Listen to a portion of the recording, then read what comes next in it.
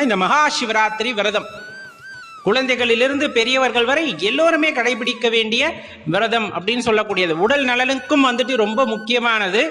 அதே போல இந்த பிரபஞ்ச ஆற்றலை நாம் உணர்வதற்கும் உள்வாங்குவதற்கும் ஏற்ற தினமாக கருதப்படுவதுதான் இந்த மகா சிவராத்திரி தினம் அப்படின்னு சொல்லக்கூடியது. அந்த காலகட்டங்களிலே 4 கால பூஜைகளும் கலந்து கொள்வது அப்படிங்கிறத தாண்டி அந்த 4 கால பூஜைகளிலும் கலந்து கொண்ட பின்னர் அமைதியாக ஆலயத்தின் வெளியே அல்லது ஆலயத்திற்குள்ளே அமர்ந்து தியானிப்பது மிக சிறந்த விஷயம். இரவு முழுவதும் தூங்காமல் இருக்க முடியுமா அப்படின்னு கேட்டா கொஞ்சம் கடினம்தான்.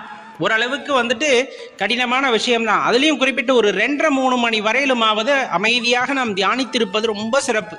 அதாவது உடல் நலன் ஒத்துழைக்க மாட்டேங்குது அப்படிங்கிறவங்க குறைந்தபட்சம் 3-3.25 வரலுமாவது அந்த தூக்கத்தை தாக்குப்பிடித்து நாம் தியானித்திருப்பது அப்படிங்கிறது ரொம்ப சிறப்பான விஷயம். கண்டிப்பா இறைவனை